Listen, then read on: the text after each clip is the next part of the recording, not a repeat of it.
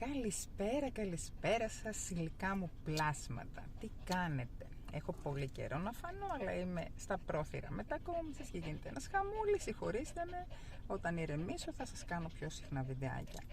Λοιπόν, σήμερα θέλω για 2 λεπτάκια να σας πω το εξής. Θέλω να πω για την έλευση κάποιων ανθρώπων στη ζωή μας, κάποιες συγκεκριμένες στιγμές που τους χρειαζόμαστε. Υπάρχουν 3 κατηγορίες, θα πω εγώ, ανθρώπων. Υπάρχει μια κατηγορία ανθρώπων που είναι σχέσεων μάλλον, που είναι πάρα πολύ βαθιές, παύλα, βαριές, καρμικές σχέσεις και συνδέσεις, όπου έρχονται στη ζωή μας. Είναι άνθρωποι που έχουν να κάνουν κυρίως και με το οικογενειακό μας περιβάλλον, με τις μεγάλες ερωτικές μας και τις φιλικές σχέσεις, όπου αυτές οι σχέσεις έρχονται ουσιαστικά για να μας διδάξουν πράγματα, για να πάρουμε κάποια μαθήματα, για να εξελιχθούμε, έτσι. Όσο λιγότερο εξελιγμένοι είμαστε, αδούλευτοι εντελώς, τις περνάμε πιο ζόρικα αυτές οι σχέσεις. Όσο αρχίζουμε και δουλεύουμε τον εαυτό μας, αρχίζουν και καλυτερεύουν τα πράγματα, τα αντιμετωπίζουμε αλλιώς, τα διαχειριζόμαστε λίγο διαφορετικά. Υπάρχει λοιπόν, θα πάω στο άλλο άκρο τώρα, και υπάρχει μια κατηγορία ανθρώπων όπου έρχονται στη ζωή μας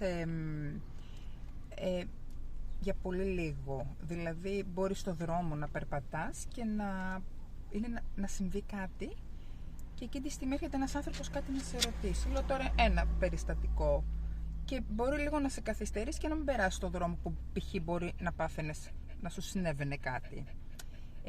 Εκεί εγώ θεωρώ ότι έρχονται κάποιες πνευματικές οντότητες, κάποιοι άγγελοι, φωτεινές οντότητες, τέλος πάντων, που έρχονται από άλλες διαστάσεις, οι οποίες μπαίνουν μέσα στους ανθρώπους, και σε εμάς έχουν μπει κατά καιρούς που έχουμε βοηθήσει και εμείς άλλους ανθρώπους, και μπαίνουν στην ενέργεια κάποιων ανθρώπων και βοηθούν κάποιον άλλον. Γιατί οι άγγελοι, αν μη τι άλλο, θα κάνω μια παρενθεσούλα για τους αγγέλους, τους έχω πολλή αδυναμία, δεν ανακατεύονται στη ζωή μας παρά μόνο να τους το ζητήσουμε, ή εκτός και αν κινδυνεύουμε να πάθουμε κάτι, να φύγουμε π.χ. από τη ζωή, ενώ δεν είναι η ώρα μας. Είναι η μοναδική στιγμή που επιτρέπεται να ανακατευτούν για να μας γλιτώσουν.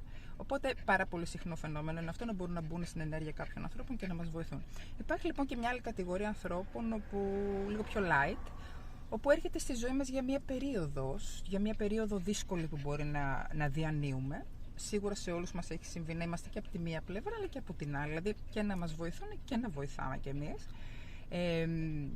και έρχονται και μας στηρίζουν και μας βοηθούν και μας δίνουν αυτό που χρειαζόμαστε εκείνη τη στιγμή.